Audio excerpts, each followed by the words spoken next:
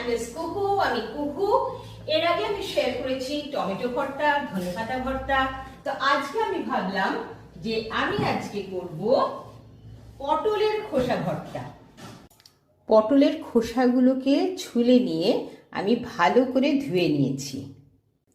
এবার একটা পাত্রে জল গরম করতে দিয়েছি, তাতে এই খোসাগুলোকে দিয়ে দেব। একটু নুন দিয়ে নিয়ে 6 মিনিটের জন্য আমি মিডিয়াম আঁচে এই খোসাটা ভাপাতে দেব। এছাড়াও নিলাম কয়েক কোয়া রসুন, কটা কাঁচা লঙ্কা, একটা শুকনো লঙ্কা আর কিছুটা কালো জিরে। পটলের খোসাটা যতক্ষণ ভাপানো হচ্ছে ততক্ষণে রসুনগুলোকে একটু কুচি কুচি করে কেটে নিচ্ছি, আর লঙ্কাগুলোকেও একটু ছোট ছোট করে কেটে নিচ্ছি। সবগুলো কুচিয়ে আমরা আবার ফিরছি।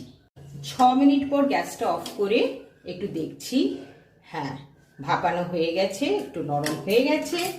আমি এবার এটাকে নিয়ে একটু জলটা স্ট্রেন করে নেব, করে এবার একটু ঠান্ডা হতে দেব।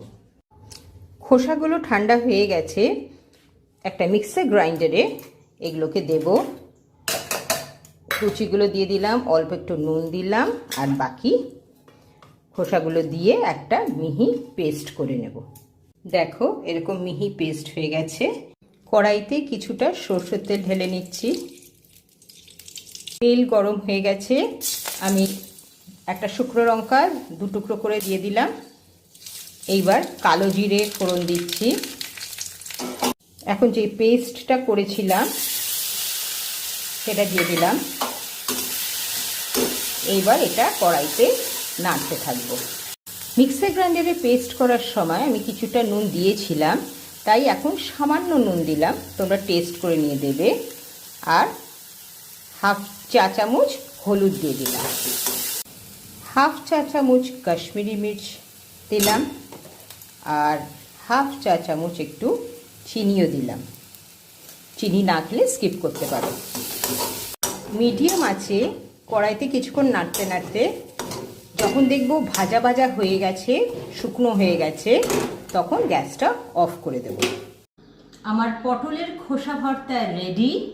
গরম ভাতের সাথে খাবো, কিন্তু তার আগে দেখো একটু কাঁচা সর্ষের তেল যদি এইভাবে নিয়ে সুন্দর করে এর উপর দিয়ে দাও, তাহলে গরম ভাতের সাথে খেলে দারুণ জমে যাবে।